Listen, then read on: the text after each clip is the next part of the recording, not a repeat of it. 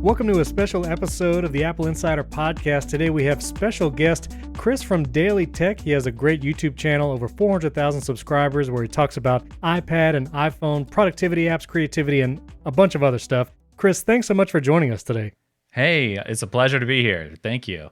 I wanted to get the most controversial topic out of the way here at the top of the show. And I didn't warn you about this, but I was watching your videos and I saw that you listen to podcasts at 2x speed. Is this accurate? Wait. Is that controversial? That's normal, right? No. See, it's controversial to me because I find that to be sacrilegious. I mean, No. 2x. You say that you worked up, to that speed, 1.25, 1.5, but for real, you listen to all your stuff at 2x speed. For the most part. It depends on the talker, I guess. Sure. And you're not alone. Like, most people are like, why do you do that? It seems counterintuitive, but it's weird, right? Because the real world seems to move slow now to me. Like when I'm in a normal conversation, like Sure. you right now, it seems really slow. Okay, I see how it is. Very good. But no, honestly, it's a matter of like productivity for me. I'm trying to cram so much into the day, and there's so much that I want to consume. That's just been like a really useful hack for me. Sure. And people really do hate it. Like when they hear it, they're like, why? But it just works for me. I don't know. I do audiobooks at like 1.5 because I find a lot of audiobooks are slow.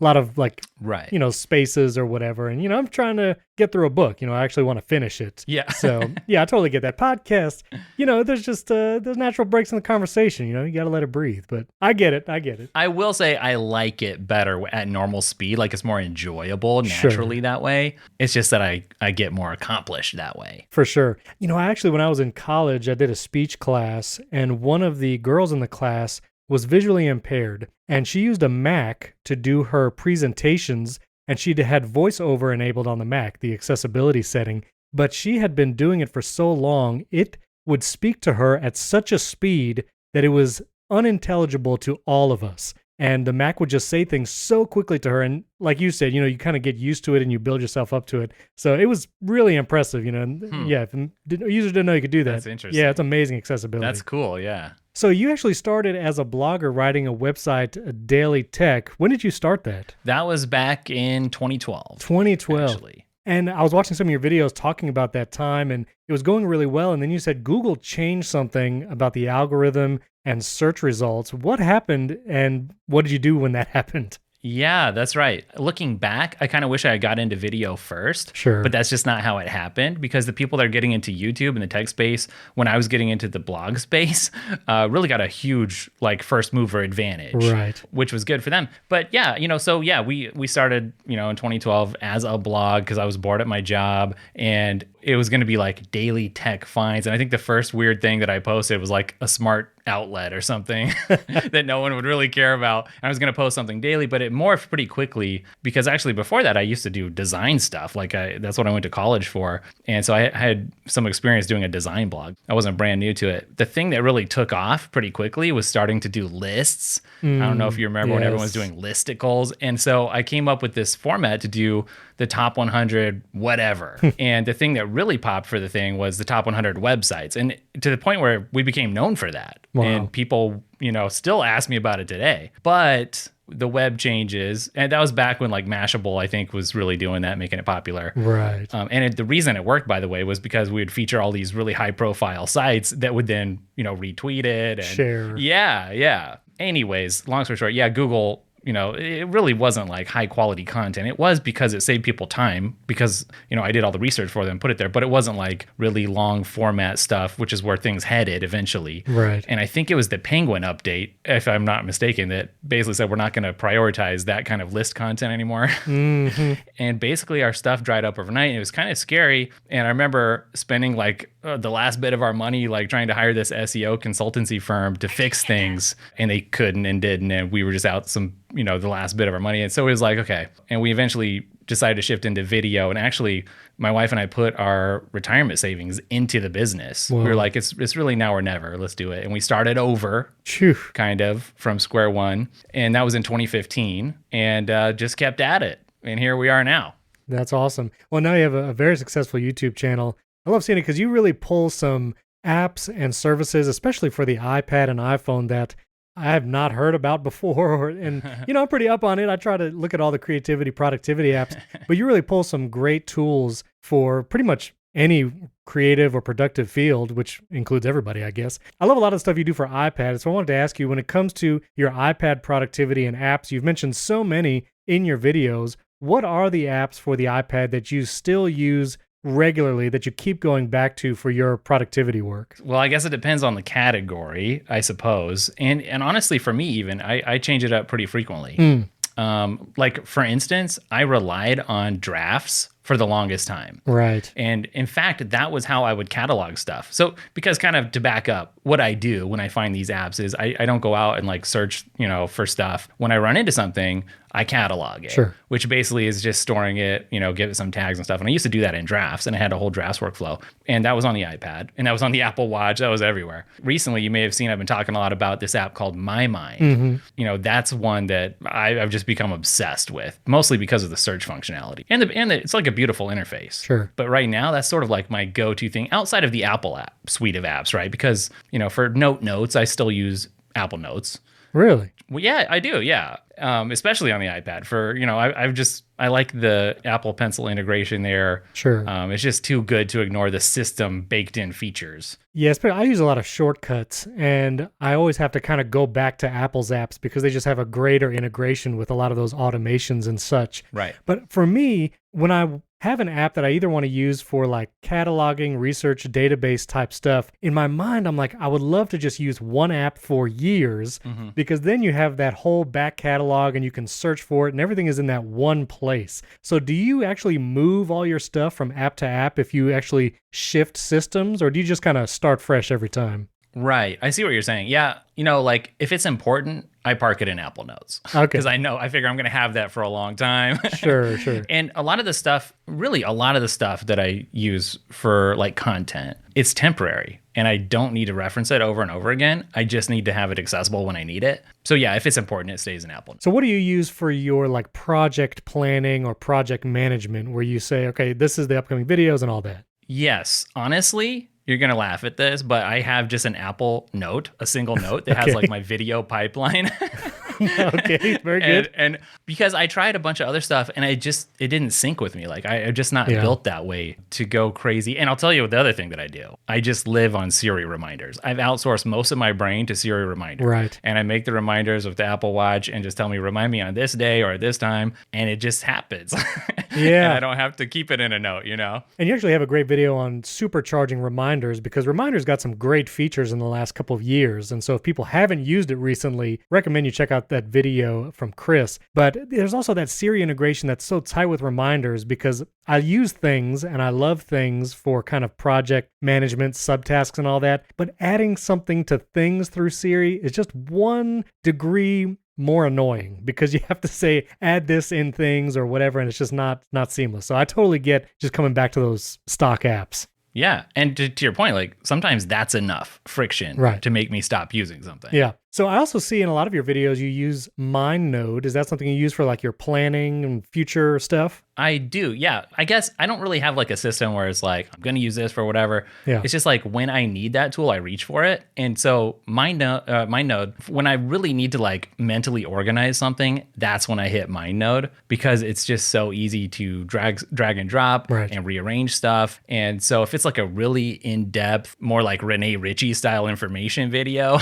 where I need to keep things organized, then I'll do that in MindNode. So I'm curious. I asked this question on Twitter a while ago to like a tech YouTube of whether or not you keep your footage after a video is published. And it sounds like, from the way you use productivity apps and just kind of, use it when you need it, sounds like you probably delete your archive of footage. Is that accurate? That is not accurate, actually. Oh, really? It's funny.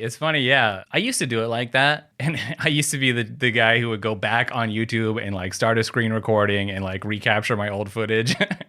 Right. Or download from the studio. Yeah. And so I don't go super nuts and like actually save all my B-roll and everything, but I do just save the exported version of a video. Right. Now I have for the last several years. Yeah. Because it's come in handy like basically every video.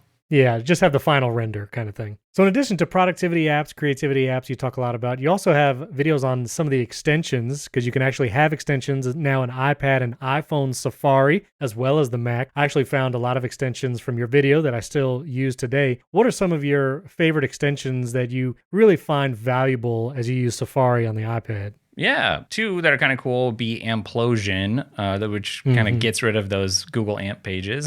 Yes. And the other one that I actually really like is Open in Apple Maps, which is exactly what it sounds like. It will redirect me from a Google Map to my Apple Maps app, which I prefer. I know that really makes some people mad. No, I actually prefer Apple Maps. I don't even have Google Maps, I don't think, even on my phone. So Oh, really? I'm with you there. Yeah. Yeah. It's gotten better. I've actually started to get some of the like speed check warnings and traffic, like the Waze type features. Yeah. I've been seeing more of that, at least here in Central Florida, as people actually, because you could submit that kind of stuff now in the Maps app directly. Well, I'll put links to that video as well. If people have not used extensions in Safari, especially on mobile devices, it's really great. A couple more iPad things. I saw your white Magic Keyboard video, and I also got the white Magic Keyboard when the M1 iPad Pro came out. I love the look. Such a clean look, that white Magic Keyboard. And like you, I also got it marked up by something. And so I was watching your video and it looked like you tried to get it off. Have you managed to clean your white Magic Keyboard to get that blue streak off? Yes. Well, I have to admit that I left that on there for weeks and weeks. So just so I could show it in the video. Right. So people could see it. But did you look at the comments in that thing? Probably 90% of the comments were, did you use a magic eraser on it? Oh my goodness. And, really? And so afterwards I did, and it got it right out. So it was no big deal at all. Whoa. Actually. Yeah. Is yours still all messed up or? So, I bring it to like cafes or whatever, and I like to just put it on there. I try not to worry about it. You could be real precious about it or just use it like you're going to use it. Yeah, you got to use it. You're going to use it. So it had some dark marks on it, some dark streaks. And so I looked up like the official Apple cleaning method, which is hydrogen peroxide. And so I used hydrogen peroxide on it, and it works really well. The problem was there was this one dark streak that I had to really rub to get out. And I was foolish. I used a red polishing cloth with the hydrogen peroxide. And as I was rubbing it on the white Magic Keyboard, it started to turn pink because the red cloth started coming off on it. So the hydrogen peroxide works great. Do not use a colored cloth to actually rub the device. Use something white. You know what you got to do now? I got to buy another one. You got to use a magic eraser. Oh, okay. Yeah. That too. Does the magic eraser actually get like just smudges too? A little like dirt spots? Dude, it's crazy. Because I think technically it's sort of abrasive. You wouldn't know it from touching it, but it probably like peels off a little micro layer of it, Right. Is what I assume. But now, are you one to, if you have your iPhone, say, and maybe you drop it, maybe you don't, but maybe you get a little nick or scratch on it, are you one to utilize the Apple Care services for cosmetic reasons? Or do you wait till that thing's well and cracked before you use it? Right. I don't know. I used to. I've only done like one or two Apple Care things for the iPhone over the years. Yeah. Just because I've gone through different phases. I think we all go through phases, right? Like right now, I'm on like an ultra thin case again. I say again because I used to be. Yeah. And then I get more protective, and then I don't care again because I think it's different. Like for you and me, right? Like we're reviewers, and I know I'm going to get one every single year and upgrade, and it's just a matter of putting up with it for a couple months more, maybe that one terrible scratch or whatever. Right. So I went with the screen protector this time, which I usually hate, but it's been treating me all right. Really? Screen protector on your iPhone, really? I usually don't, yeah. Okay. But I haven't minded it, so. Now, what finish Apple Watch do you have? Well, I'm currently rocking the new green one, and it's the cellular. Okay. Which I didn't think I would like, but it was the new one, so I gave it a chance. Yep. And I actually do like it. Yeah, I love the Series 7, and I kind of splurged. I went with the titanium model, so I have titanium. Ooh. And it gets scratched. I don't know why. For some reason, I don't know if I hold my arms just too far out, but I hit it on doorways, as I'm walking around the house. And so I got a bunch of marks on it. Yeah. And I have not worked up the courage yet to use one of those like wire brushes to actually smooth out the scratches. Have you ever done anything like that for an Apple Watch? No, but I mean, that's what I hear. I've never had one of those. I always think about it, but that's what I hear. They're just be pretty easy to scratch, right?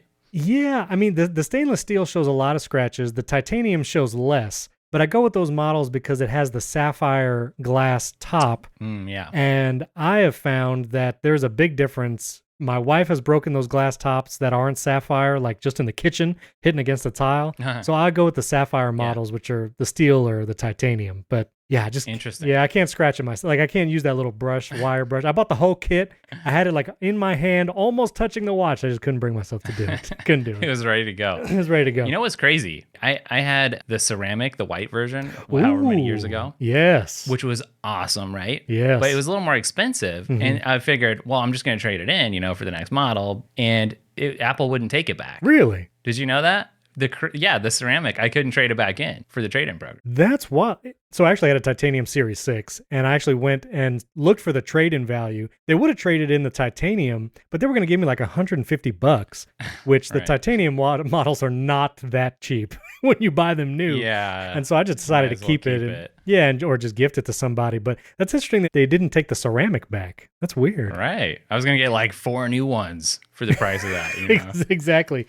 I'm kind of hoping they bring the ceramic back because I missed my opportunity for it, and they look pretty sweet. Oh. So. Yeah, it was so cool. Maybe they'll bring the 24 karat gold one back for $10,000. Yeah, that one no one needs. No, I doubt it. Now, you also had a great video on the iPad mini, and I'm a big iPad fan because I actually edit all of my podcasts on iPad exclusively. I edit the AppleInsider show and HomeKit Insider, movies on the side. What do you use? I use Ferrite on the iPad. And for that, editing podcasts with the Apple Pencil in the Ferrite app on iPad mini is, I think, the best podcast editing experience. I have a whole video on it. I'll send it to you, but that is super cool. I edit the fastest on that device in that way, and so I love it. And I had a 12.9-inch M1 iPad Pro when it came out, which I still love. The screen is incredible, ProMotion, it's so fast, but it's also so heavy. Yeah. Like holding that big iPad gets so heavy for so long. Right. And so I saw you really love the mini too. What have you been finding yourself using it with? Well, I do, and it's funny that you would bring that up right now because I just shot an iPad mini accessories video today. Okay, so all right. Excited about that. Good timing. Very good. Yes. Well, the obvious thing is it's like great for consuming stuff because it's portable. But I've always been kind of fascinated with like turning it into a bit of a mini workstation. Yeah. I just paired it up here recently with the new Logitech MX Keys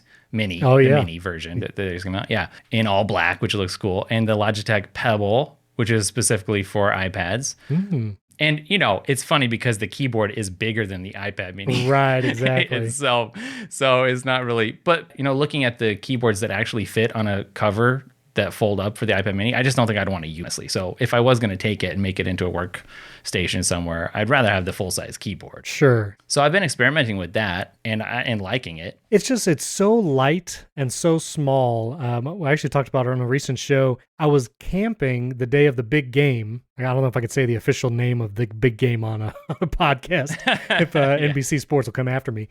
But we were actually camping, and so I brought a projector, a USB-C to HDMI adapter, and my iPad mini, and actually streamed the game, projecting it on my pop-up camper in the middle of the woods. That's awesome. And it was an awesome experience, and I could do it with a larger iPad. You can do it with an iPhone, but the Lightning to HDMI things are weird. Yeah. And so the iPad mini, for that kind of portability, it really is awesome. It's kind of a unique device. Because the USB-C, right? It makes a big difference. Exactly. Yeah.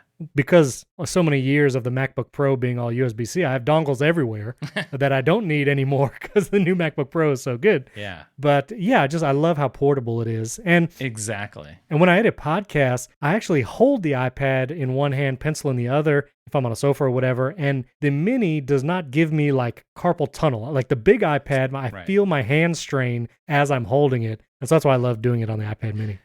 That is an awesome, yes. The Apple Pencil works surprisingly well with the Mini. Yeah, it does. In any context. I didn't think it would, but when I tried it, I said, no, this is cool, especially for like note taking or whatever. I really like it because it's like a notepad. But I had to tell you something before I move on, and you're going to find this hilarious. I love Ferrite Pro, but I can't edit on it. And the reason why is because I can't edit at 2 times speed.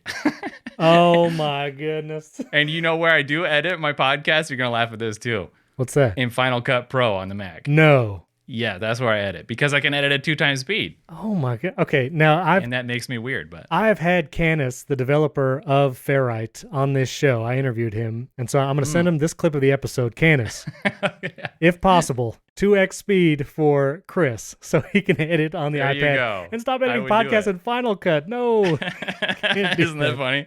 I thought you were going to say Audacity or something, but no, Final Cut. I'll accept that. Now, listen, we've been gushing about the iPad for a while, and so I need to hear the real deal because it's not perfect when it comes to the operating system, iPad OS. And so I have some wishes for this upcoming WWDC. But when it comes to iPad OS 16, the next version, what do you hope, if anything, Apple adds to the operating system to make it even more productive? Okay, this is a big topic, right? Mm-hmm. You know, I used to feel like I wanted the iPad to inherit more Mac-like features, whether that was on the software side or the hardware side. And then universal control came out. That changed my thinking a little bit because, you know, so the setup that I have right now, and I did a video on this recently, is that I've got the iPad Pro with its Magic Keyboard and trackpad controlling. I got my Mac shut in clamshell mode in a dock, and I've got 2 external monitors hooked up to that.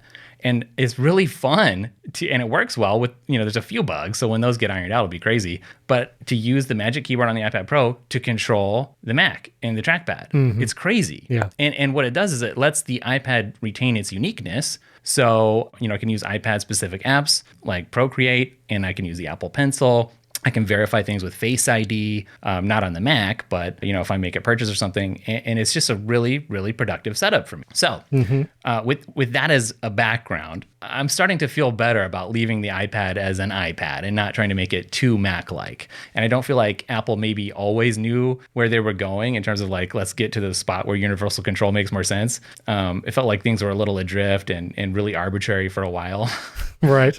But now that we're here, like it's making more sense. So that being said, in the next version of iPad OS, the thing I would really, really love, and it's a small thing, but it's the thing I really want, is just to be able to see 3 or 4 apps side by side without having to use slide over. Right. Because slide over is cool. It's nice, but I don't always want things in that format. Like sometimes I want to drag and drop between 3 or 4 things, even if it's just the width. You know, if I have my iPad horizontal, even if it's just the width of my iPhone screen, I'd like to have 4 things stacked up there. Right. 3 or 4 apps. So that's the one thing I would really, really like. And obviously, better external monitor support would be cool. Right. I think just necessary. But again, with universal control, maybe it doesn't need that because that's the Mac thing, you know? I could go either way on that. Yeah, I'm less inclined to care about the external display support just because I never do that. And universal control is really cool. I do think the window management would be a big improvement, especially on a larger iPad, which kind of had some unique multitasking features in the past. Like, you know, apps functioned differently on the 12.9-inch screen when you did 2 side by side. You actually got like the full version of the app instead of the, you know, smaller version like you get on smaller size iPads. Right. And so that kind of stuff, even if it's just for the largest screen size, I think it would be beneficial. For me, because podcasting is my biggest thing, the audio support, audio device support on the iPad is what I keep harping on. I hope Apple lets you have multiple apps utilize a single USB device at the same time, so I could actually record podcasts just as easily on my iPad as on my Mac. Because right now, I can plug in a USB device to my iPad, even a USB interface with multiple tracks, and Ferrite can record it, but I can't also Skype someone at the same time. Right. Skype will say, you know, there's already an app using this device. And, you know, that's something that everyone talks about visual complexity. That's not what the iPad is for. It's actually nothing to do with visual complexity in this regard. Yeah. It's just give the multiple apps the ability to use the same USB audio device. That's all I want. Yes. And I think what you're putting your finger on there is the iPad's really good for like just average stuff. But a power user is going to run into things in whatever their workflow is that leaves them wanting more, I think. Yeah. Like for me, I would love to edit my video on the iPad, but the reason I stick with Final Cut Pro right now is for like obscure features. You know, they've been adding to what's the iPad app for video editing? LumaFusion? Yes, thank you. They've been adding multicam editing, stabilization. Those were big things for me. But the obscure things that a power user wants are still not there, and I don't know when they will be. Right. Like a big one for me is optical flow, so that I can slow stuff way, way, way down, and I can't do that in LumaFusion. Right. So that's similar. That's my thing. That's what you're talking about, but for video. Yeah, and I would love Final Cut on the iPad Pro. My goodness, especially when traveling, Yeah. or you just don't want to use your Mac. That's one of the few, recording a podcast and editing a video. It's the two things that I really need my Mac for, and it'd be awesome to do it on the iPad. Right. What is your default podcast recording setup then? Are you doing like a Scarlett interface or? So I have a Sound Devices MixPre 3, which is really a field recorder for video production. But the reason why I love it is it will read as a USB audio device, including, 1/8-inch stereo in, plus 3 XLRs. It's got great preamps. It can drive the Shure SM7B, but it can record to an SD card, and the Mac can record to Audio Hijack, which is the app that I use on the Mac. So as I said when we started recording, I have multiple redundancies. Right. It's because I have Audio Hijack running on my Mac recording a Skype call, and it's recording to the SD card in my MixPre 3. And so even if my Mac totally crashes, I can get it off the SD card. And in this regard, I've never had to re-record a podcast episode in years. And so knock on wood, but it's my ideal setup for that. So not to get too nerdy for your listeners, but are you using a cloud lifter for that SM7B or not necessary? You don't need it with the MixPre 3. Oh, that's It great. has plenty of headroom. Yeah, the gain is at like 2 o'clock, and I could crank it all the way to like 5 o'clock in the MixPre 3 settings, and you get no noise, and it's driven the SM7B. Wow. But I'll nerd out even more. I'm actually using right now the Earthworks Ethos microphone, and I actually got to review it for AppleInsider, and I'm still deciding. I really love the sound of this microphone. I think I might prefer it over the SM7, and because it's a type of condenser, it really doesn't need any kind of special preamp. So you could run this with a Scarlett 2i2 or any low-end USB device, and it sounds incredible. And it still has great noise rejection because of its like pickup pattern. So right. Yeah, I'm on the fence. I mean, I'm looking at my SM7 right now. It's sitting on the floor. It has a sad face, but I don't know. I really like this one too. So my listeners for the AppleInsider show, they've heard me on both microphones. I would love to know what they think. I've been using this for the last couple months, so we'll see. Interesting. Now when you're portable, are you plugging in a USB-C mic, if you're traveling or something? I guess it's been a couple years since anyone's done a lot of travel, but I did a family trip about a year ago, and I recorded up in the North Carolina mountains. And for that, I did bring the actually I have a Shure Beta 87A, which is an XLR microphone. I brought that, and I brought my MixPre 3 because I didn't bring my Mac. And that was the one time I tried to remote record a podcast with just my iPad, and it was quite the setup. I was recording to the SD card. I had an AirPod in one ear, FaceTiming my co-host with my iPhone, but it worked. I was able to record locally, but I didn't have the redundancy that I normally do because the iPad couldn't do the call and the recording at the same time. So right. It's just weird like that. Yeah. But I also have a Audio-Technica ATR 2100, which is a USB-C microphone. It's $100. Right. And I highly recommend that for people, especially just starting out in podcasting. Super portable. You can plug it directly into an iPad. Has a great gain level. You don't have to worry about preamps or anything like that. So, and it has an XLR if you ever want to use it in an upgraded setup later. Right. Yeah. I don't know if that's the same Audio-Technica that I once put in a accessories video or not, but when I played that audio in for that section of the video, the comments were like, hey, that's better than your regular mic. Right. It does. It sounds incredible. Yeah. So, okay. Sorry, I nerded out on podcasting stuff for a minute there. You get me started. So when it comes to iPhone, do you have any kind of apps that you use specifically on the iPhone, maybe different than the iPad for your tasks, productivity, or you stick pretty much to the stock stuff? For the iPhone, yeah, I have a pretty interesting setup, which I partially got from Canoopsy because there's a really cool app. I don't know if you saw his video where you can, hide, sort of like get these widgets that kind of mask certain areas on your phone. Yeah, so I got that going on, and then I do have some hidden widgets under there. I've kind of categorized those, but in terms of apps, one app that I've really liked is Ground News. Ground News. Have you ever messed around with that yet? I've not heard of that. Yeah, I've added this one lately just because of the political climate. Things are kind of crazy. And what it does, I don't know if it's using AI or human curation, but it will give you kind of the center view on any issue. And it'll also show you the left and the right side of stuff.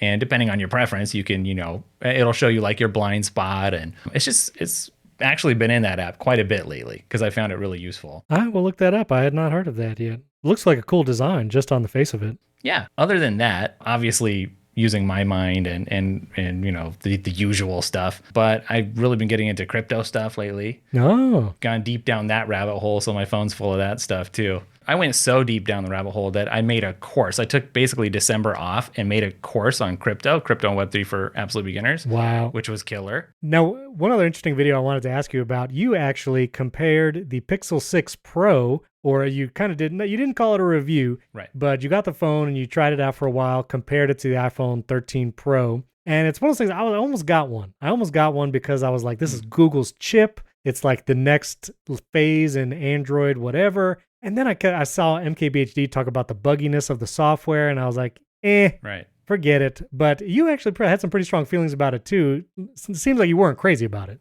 Yeah. These phones just keep showing up. I didn't ask for it. Right. It's cool. So as long as it's arrived, I'll check it out. And, because people view me, I think, in different ways. Like Chris is an Apple guy and an iPad guy. But, I really just like tech. Yeah. On the channel, I talk about Apple stuff because that's, where I'm at, and what I actually use. I want to be authentic. But I honestly am, honest to goodness, interested in all tech, Yeah. And, earlier in the channel, before we did choose to just focus more on Apple stuff, I was talking about, PlayStation, Xbox, TVs more. Yeah. When it comes to Android phones, I made a big, long video about this. I tried to do the best phone comparison video I could between Android and iPhone stuff, and gets a lot of interesting comments every day. Sure. But for me, it really does come down to the ecosystem. And there isn't an Android phone that can pull me out of the Apple ecosystem. Right. And so we can have this whole conversation about sunk costs, right? That's what the critics of Apple are going to say. Right. Well, sure, they've got you because you've sunk all these costs in already. It's hard to switch. But also I'm here because I want to be, because I like it. Yeah.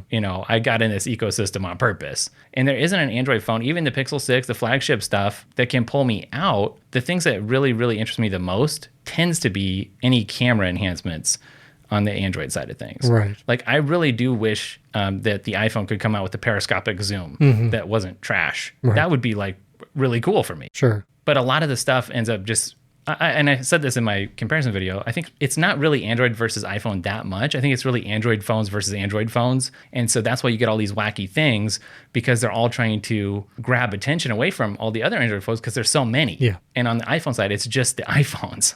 Yeah. And there's a lot of gimmicks over on that side, I feel like, for me. Not that the iPhone doesn't have its own. Right. So I actually tweeted a while ago because the whole iMessage lock-in thing was like, that's the only reason people still use an iPhone is because of iMessage lock-in. And I tweeted, there are so many reasons why, like you're saying, the ecosystem, yes, iMessage is great, but shortcuts is such a powerful tool that there's nothing like it on Android, right. Let alone the third-party app ecosystem. There's incredible apps for iPhone that you just can't get on Android, like Things, Audio Hijack on the Mac, again, just the ecosystem. Right. And also, I have kids, and I find the screen time controls, the smart home and HomeKit sharing features, the Apple Watch like family setup that I have for one of my sons, all those features together, you just really can't find anywhere else, nor does it work as seamlessly as anywhere else. Just right. Kids requesting to download an app or requesting more screen time. It's just so good in the Apple ecosystem. I agree. And you look at what we were just talking about, universal control. How are you going to get something like that in any other ecosystem? Right. You got to use a Chromebook, which, let's be honest. No one wants to do that. I tried a Chromebook for a while. I actually tried the Google Pixel Book when that came out because, like you, I love tech stuff. Right. It looked great. Yeah. It was really nice hardware, but it's like, man, this thing just doesn't have the apps. Like, you just can't use it really. Yeah, I agree. I remember that in particular, and it was like there was something appealing about it, but then it just not you can't use it Right. day in and day out when you're used to what you're used to. Right, exactly. And there's no equivalent. That's the big thing is Yeah. if you can find equivalents, the podcast app I use is Pocket Casts, and that's literally available on Android and iPhone. So that's an equivalent. Right. But there's so many other apps and, tools and just other parts of the ecosystem that there is no equivalent. Like there's just not a one-to-one. Also, whenever I do really give an Android phone a go and download my favorite apps if they're there and try to make it work good for testing purposes, of course, one thing I found consistently is that the Android version of a lot of apps just isn't as good. Not always, but often. Right. And the one thing I will give Google is the Google Assistant. Siri is pretty lackluster sometimes. I'll just say it graciously. Right. It can be a little slow, especially on the HomePods. So, totally get that. But Siri is also improving, and I use it more and more, really, especially when it comes to HomePods and running shortcuts and stuff. But Right. I'll give Google the edge there for now. Oh, absolutely. And it's not like there are things that the other manufacturers definitely excel at, like absolutely. Right. But at the end of the day, like it's just not enough to pull me out of the ecosystem. Yeah, exactly. All right, so a little bit of a mini lightning round here. Final questions. As a tech YouTuber, 24 or 30 frames per second? 30, absolutely. Okay. This was a hot debate on Twitter the other day. I don't know if you saw it. MKBHD now has an entire shirt that says 30 frames. But anyway, okay. Yes. 30 frames per second. iJustine is 24, just for the record. She's standing by it. Ow. That's too bad. Okay. I'll tell her you said so. What are you excited for this year for Apple to release? We have new Macs on the horizon, the Pro level Macs. We have possible new product categories. What are you most excited to see Apple release this year? I'll just say, generally across the board, what I really do like about Apple is usually its hardware. And any piece of Apple hardware will get me going nuts, like really excited. Yeah. Macs, obviously, new iPhone, it's all going to be great. The thing that has me really, really, really excited is the potential to see some AR and VR headset news for lots of reasons. Well, that was actually going to be my final question, because that's the big new category that's coming up for Apple. We've talked about on this show what it could be used for. You have SharePlay, Fitness Plus, entertainment type things. What are you excited to use an Apple VR headset for? Yeah. Well, so VR, it sounds like, correct me if I'm wrong, right? I haven't been following the rumors too closely. It sounds like the VR is slated to come out first, right? With AR later. Correct. Does that sound accurate? Yes. Okay. I'll just phrase it this way. The main competitor out there right now is Meta's Oculus product, right? Which I don't even think I forget how they're phrasing what they're calling it. It's the Meta Quest Oculus Rift 3. I think that's the technical name. Yeah, something awful. Yeah. And I picked one up a while back to check it out because I knew Apple was coming out with something soon. After playing around with it, there's some things that are interesting about it. Mostly, I didn't really get sucked into anything other than the Star Wars games. Right. Those are cool. I've tried those, yeah. Those were cool, yeah. But, so there's all this talk about metaverse stuff, aside from Facebook changing their name, which is ridiculous. Especially on the crypto side of things, that's a big topic over there. And I am excited for Apple to come out with something that can be my window into the digital world just as an alternative to Facebook. Right. Because I think we need that, and I want that. I don't want Facebook owning that realm. And of course, a lot of people are just saying Facebook, they want to own the next platform. Obviously, who wouldn't? Right. They don't have the iPhone, but I don't want them to. So I really just want that for Apple to just have that alternative. Yeah, I agree. Just because of the nature of what I do, I'll probably get the VR headset. But I'll be honest, I have not been tempted to get the Quest, when it was just the Oculus Quest or whatever. I tried it. Star Wars game was super cool. The Beat Saber game was cool. But I just couldn't think of ongoing reasons to use it on a regular basis. I don't know if I want to work in the metaverse. I don't know.